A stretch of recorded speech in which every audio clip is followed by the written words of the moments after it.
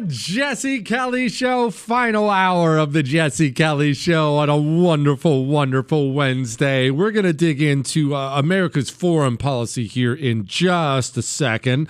I made a prediction, and yeah, it's turning out to be true.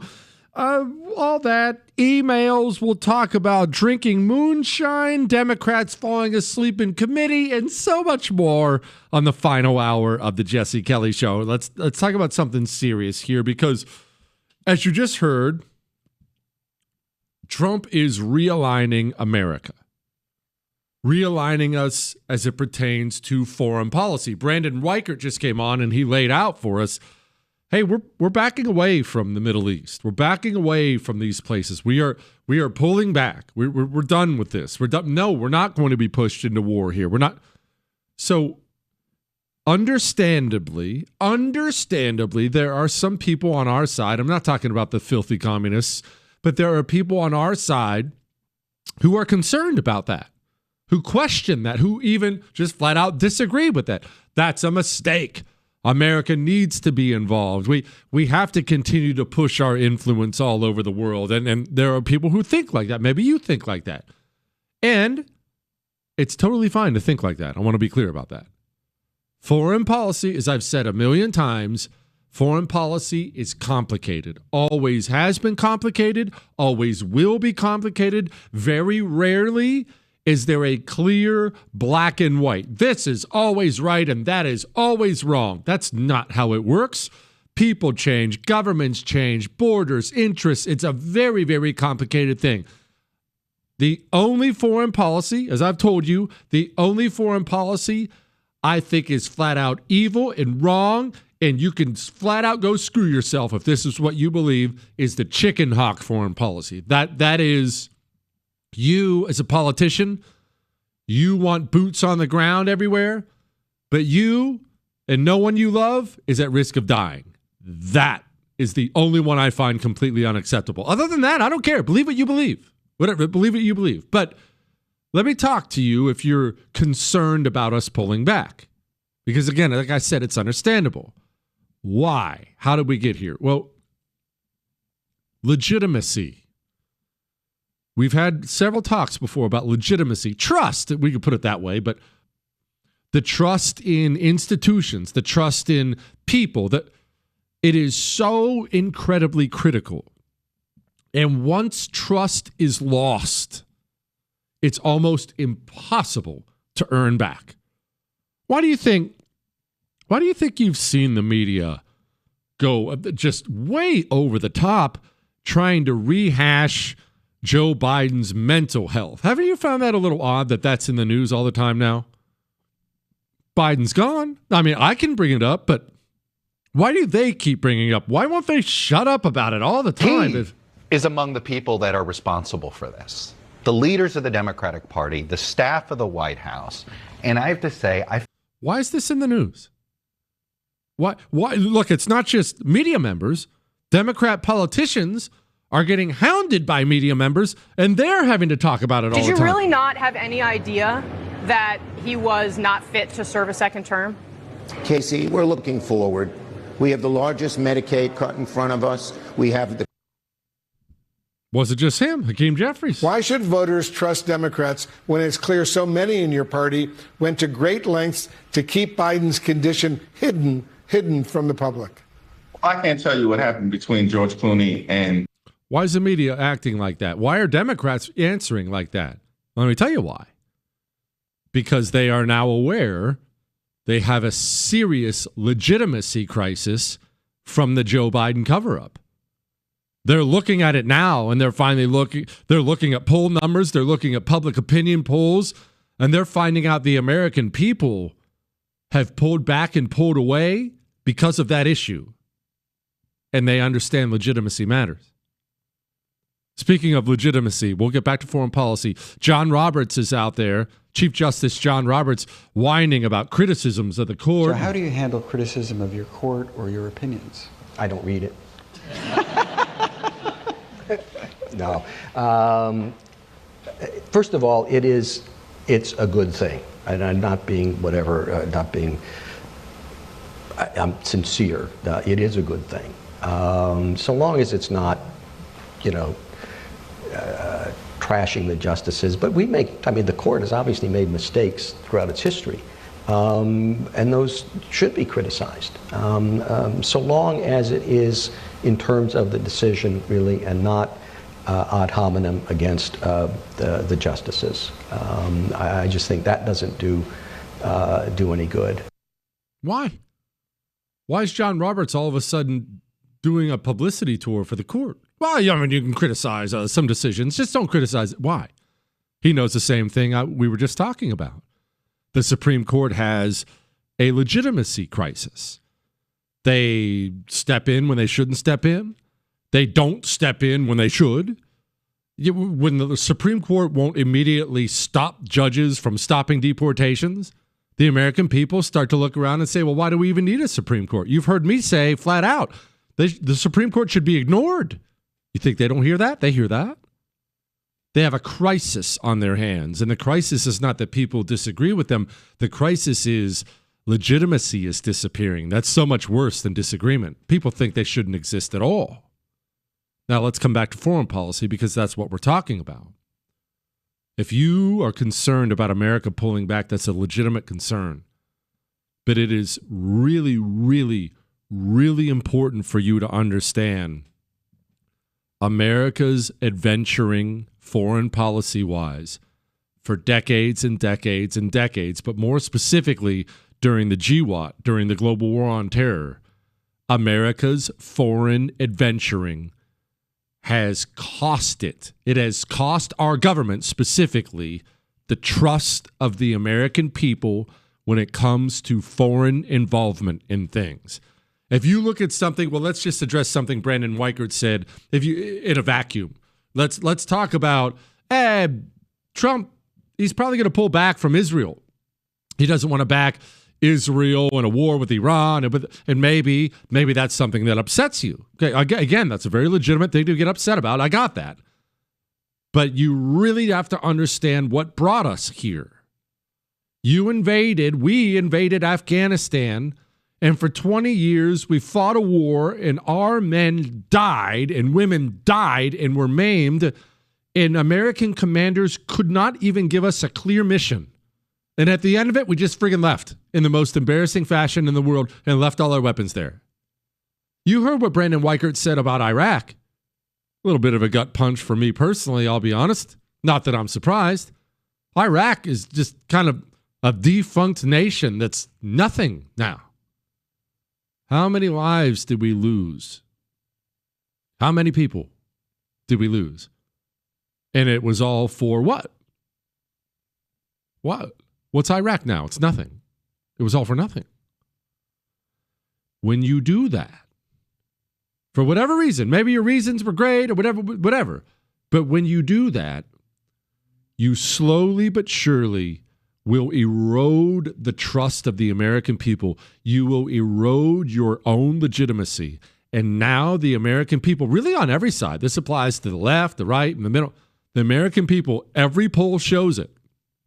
We don't want to get involved anymore. It doesn't matter what the conflict is, where the conflict is. You can see, and look, if you follow these polls like I do, it's slow and steady. The American people are done. They are done foreign adventuring, which is why the real lesson in this for all of us, because it's a lesson for you in your personal life, your business life, for me, my personal life, my business life, you only have so much legitimacy. And if you choose to abuse the trust somebody gives you, if you abuse that trust, after a long enough period of time, it won't matter what your excuses are. It won't matter what your reasons are, what your arguments are. Once the trust is gone, the trust is gone. The American people do not have any trust that the American government will prosecute any foreign entanglement in a way that is quick and decisive and in America's best interests. They believe the American government will get stuck in some horrible foreign conflict without a clear mission. We'll lose people. We will lose money. We will lose all kinds of things. And in the end, we will have gained nothing and have lost a bunch. And the American people they're perfectly justified in thinking that way. If you are somebody angry that America is realigning itself as far as foreign policy goes, look to the people who led us into disastrous war after disastrous war, and that's where you lay the blame. Did these people really think there was going to be an endless appetite for it? How insanely naive.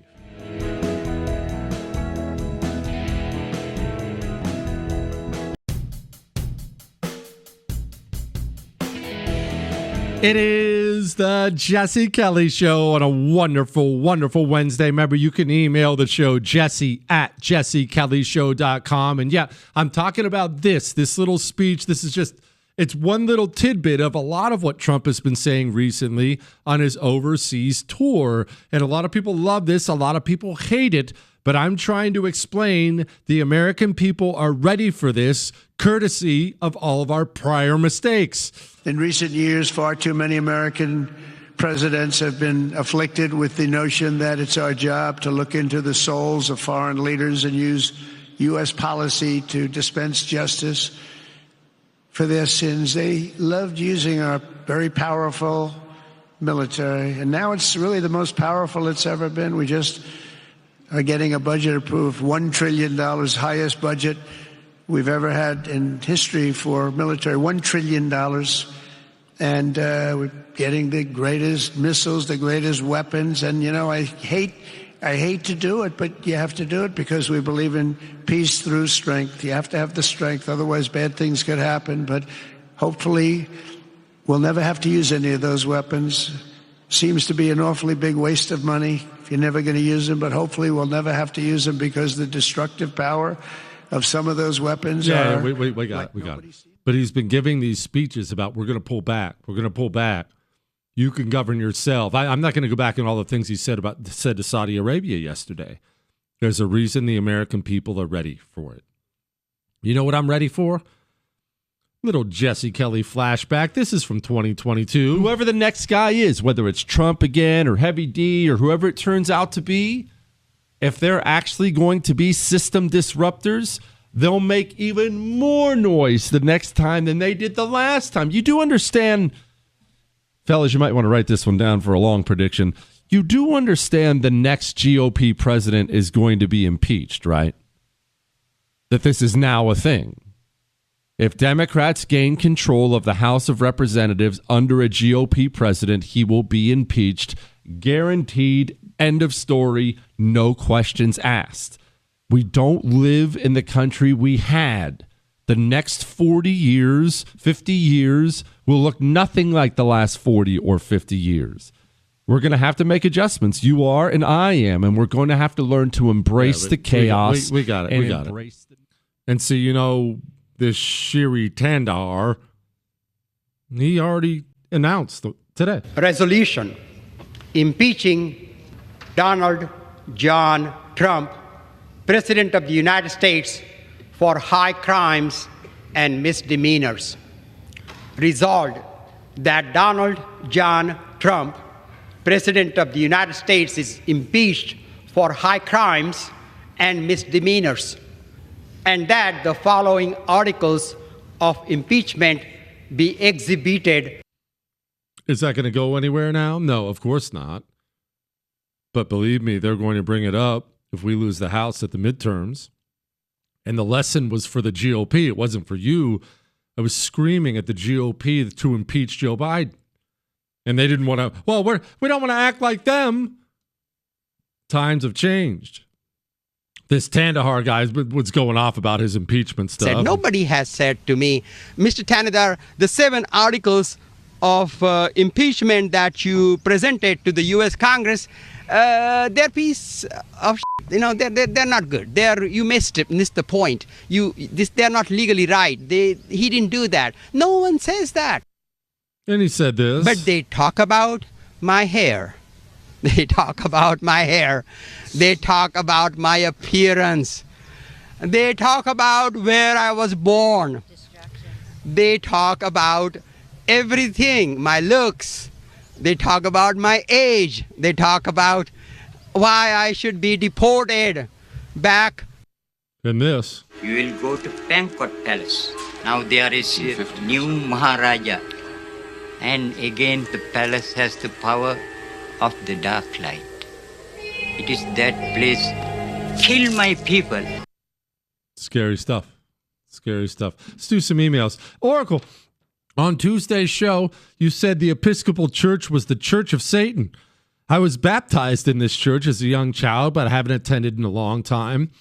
What happened to them? What did I miss? Please enlighten me. Feel free to use my name. My name is Kyle.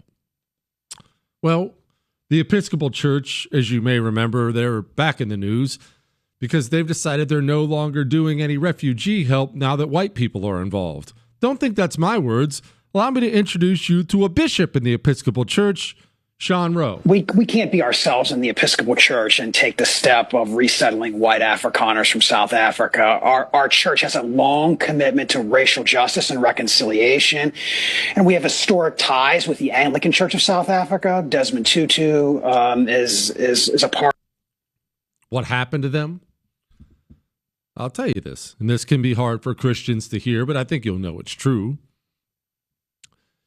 Christians themselves, I shouldn't say Christianity, Christians themselves are uniquely vulnerable to communist infiltration. They are. And it's not that there's a single lesson in the Bible that is wrong, but it can be interpreted wrong and it can be abused by evil people. And communists realized this a long, long time ago, that they can take all that, love your neighbor stuff, love your neighbor as yourself, all the teachings of Jesus, and they can use that for their own purposes. They can take their evil, demonic, communist ways, conquer churches, conquer segments of the church, and turn the church, instead of being a force that stands against communism, which is what it should be and what it historically is, instead of standing against communism, they can turn it, they can manipulate it and warp it into something that actually aids communism. And you can get the nicest, kindest, most genuine person in the world thinking he's following the word of God by destroying his country and his community. I'll give you a great example of this next.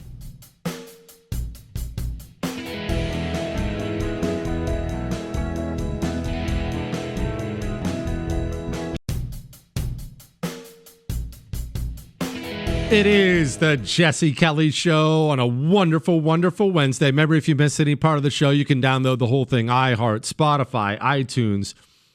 Remember, I've been talking to you along the same lines of what we were just talking about how Christians, they are vulnerable to communist infiltration because the words of God can be manipulated by evil people for evil deeds.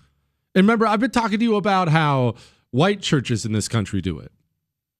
I just played you that white nerd with the Episcopal Church. I've talked to you about how black churches in this country do it. The Black Liberation Theology churches.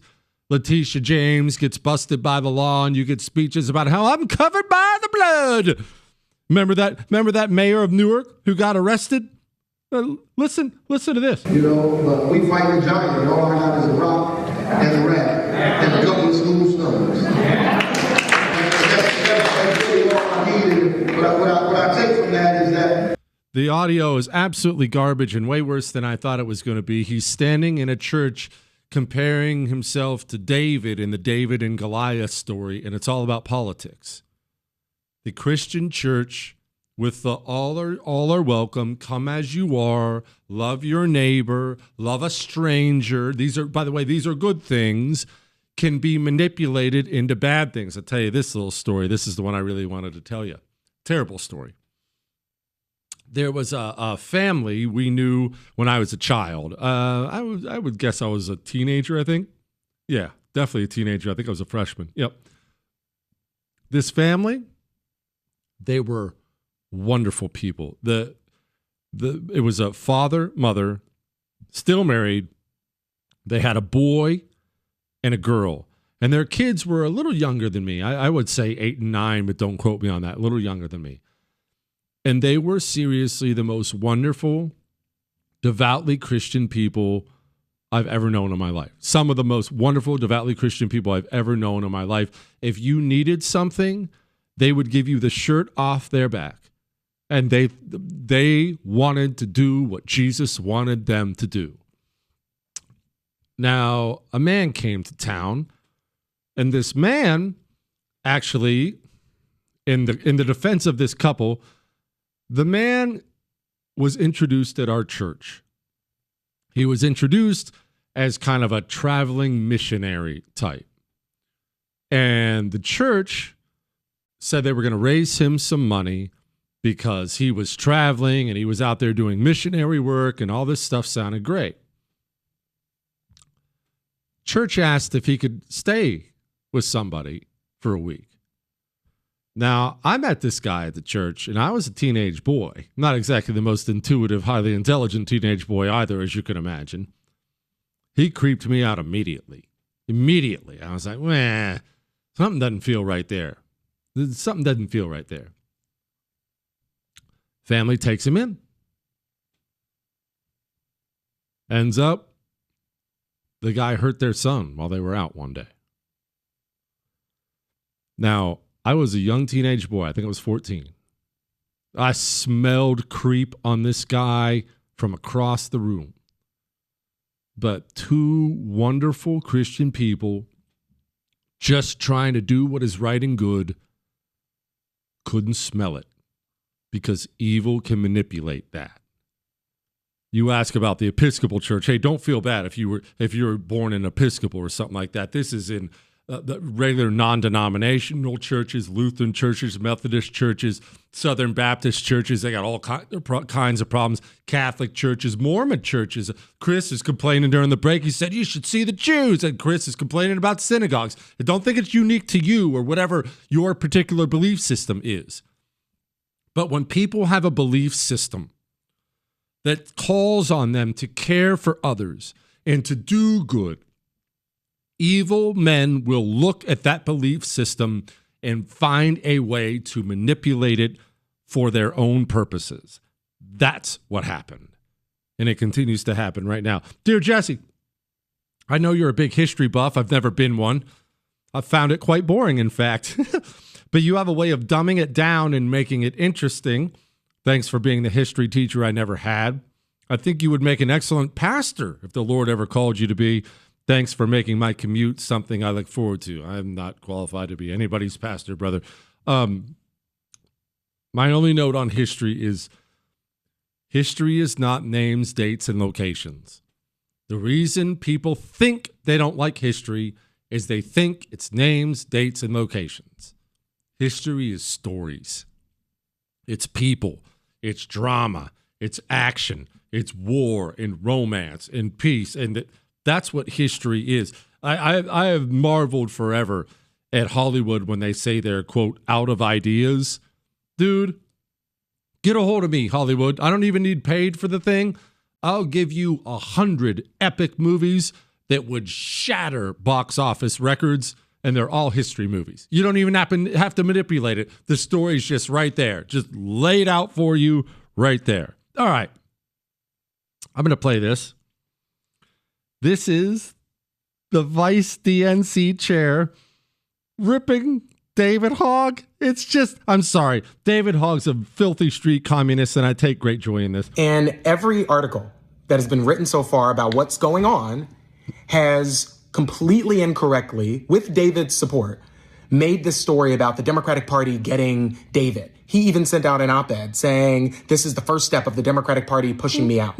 We have spent now weeks talking about one person, not about what the party needs to do, but talking about one person. And now, as this new thing has happened...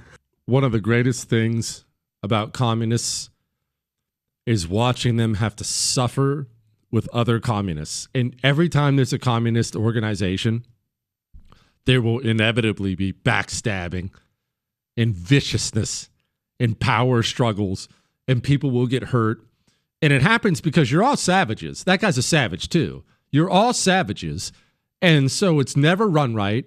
It's always a disaster. And it has been this way since the inception of communism. And I, for one, cannot get enough of it. I hope you keep it up. I hope Jasmine Crockett stays on TV too. Well, I mean, this all just happened over the weekend, so we go back into session tomorrow. But what I will tell you is that we are standing 10 toes down for our members.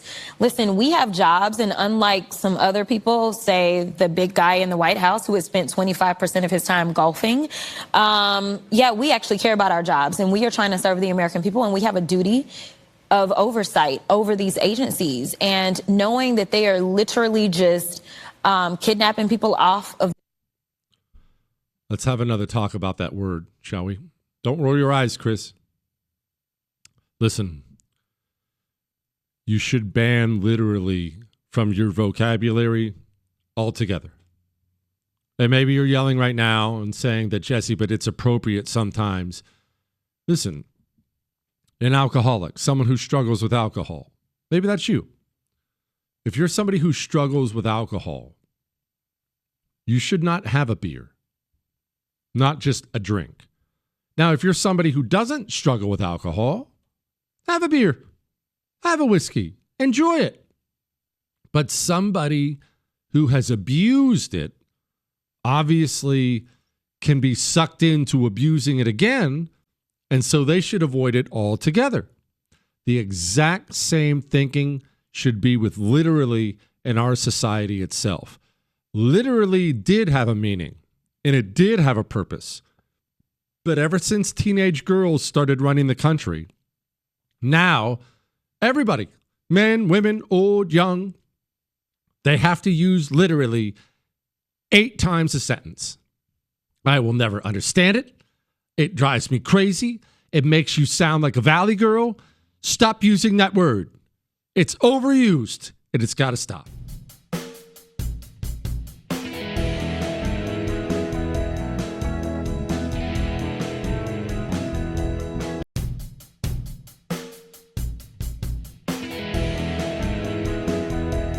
It is the Jesse Kelly Show, final segment of the Jesse Kelly Show. We will, of course, be back tomorrow. You can email the show, jesse@jessekellyshow.com.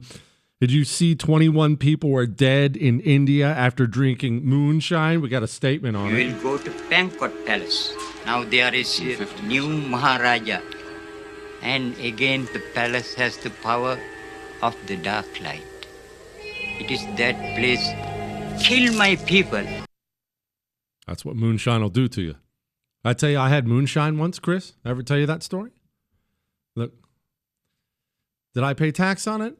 Buddy, it was made in somebody's bathtub. No. Oh, it was real moonshine. So let me tell you this little story. I will leave out names and dates, but I'm friends with people who the law could be such a gray area. All right. So I have been friends at various points in my life with people who maybe walk on the line a little bit. And one of them ran moonshine, black market moonshine. This is 10 years ago, I'd say. And guy tells me, hey, I got a bottle of the, quote, good stuff. He said, we were getting ready to go out that night. It was after work. We were coworkers. And he said, let's come back. I want you to be able to finally try this. Now, maybe you're thinking this was the white lightning tastes like battery acid moonshine. And I've had that before too. He said, and that's what I told him. I said, I don't want that. That sounds horrible. He said, no, this is apple pie. I said, oh, okay, apple pie. It's going to be harsh and awful. He said, Jesse, We know what we're doing. Trust me. I said, okay. I go back to his apartment. There were like 5 of us there. And he starts handing out these wee little glasses of it. Wee little. It wasn't even what I would probably call a shot of moonshine. And this is at a time in my life where I definitely could drink. I don't drink really much anymore. But back then, I could drink like a fish. So I actually said to him, dude, what is this? Give me a decent amount of the moonshine. This isn't even a shot. He said, no, just try it. I hammered down this thing. It was the smoothest. It was cinnamon apple. Smoothest, most delicious thing. I swear you could give it to a child. Please don't do that, by the way. I swear you could give it to a child and a child would drink it, is how good it was. And so I gave it back and I said, oh, dude, that was really good. Give me some more. He said, nah, why don't we just sit on that for a little while? I said, okay. Man, 10, 15 minutes. It's not like I started falling over. Again, it was at a time in my life where I was drinking way too much, but my face started feeling hot, and I started feeling all kinds of not 100% sober. I'll put it to you that way. But yes, I had the real stuff, Chris. Now, it wasn't like the Indians. What, Chris, what? Do I still have said connection? Chris, buddy, we can't traffic in illegal moonshine, okay? That's exactly what you're asking. You want some. Anyway, we'll talk after the show. Yes, of course, I still know him and we're friends. Anyway, we'll get some after the show, Chris. Don't worry about it.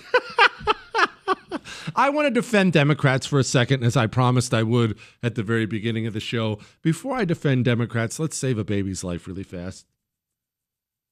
Let's give something to preborn tonight. Tonight seems like a good night, doesn't it? Roe versus Wade got overturned. 65 million babies have been killed in this country, and yet thousands still die every day. How is that possible? Well, the abortion pill. The abortion pill has made access to abortion as easy as a telehealth meeting. So half the abortions in the country take place, get this, in someone's home. They're taking these horrible pills. It's just awful. How do we fight back against evil that's that accessible? Preborn. Find that young lady and offer her a free ultrasound. She'll accept it. When she does, if she does, I should say, she'll choose life. Preborn has these clinics set up across the country giving these ultrasounds out. $28 is what that ultrasound costs. Give them $28 if you can. If you can. It's all tax deductible. Give them whatever you can. Preborn.com/Jesse. Preborn.com/Jesse.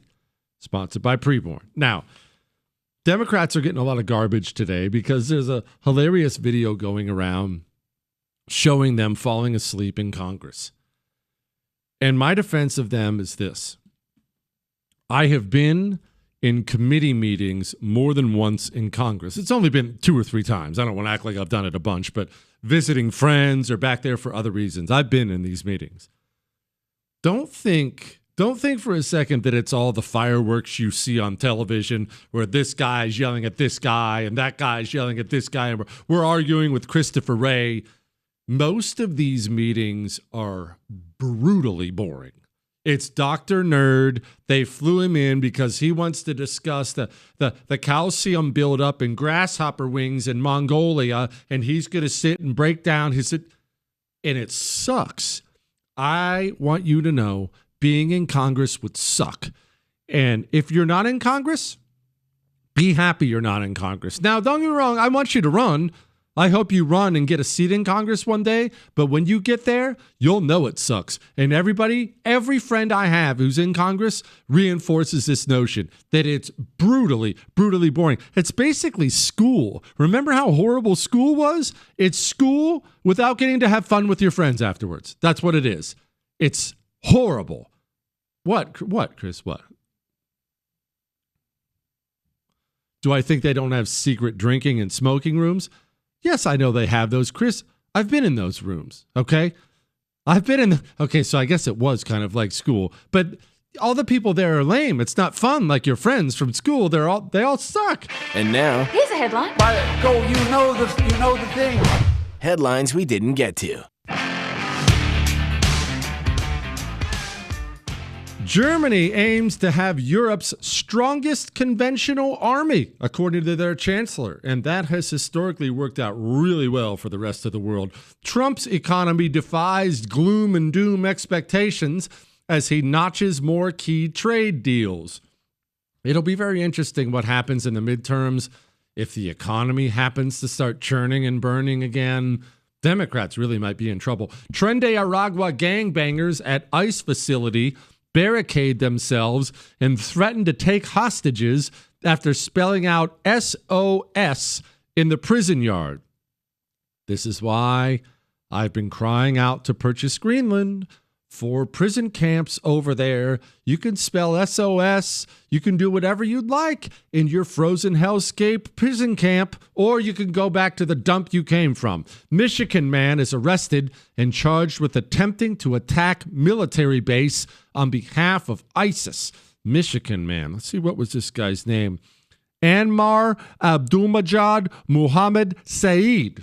I wonder what part of Michigan he's from. Exclusive Pakistan Chinese-made jet brought down 2 Indian fighter aircraft, U.S. officials say. We reached out to India for a statement. This is what they had to say. You will go to Banquet Palace. Now there is a new Maharaja. And again, the palace has the power of the dark light. It is that place. Kill my people.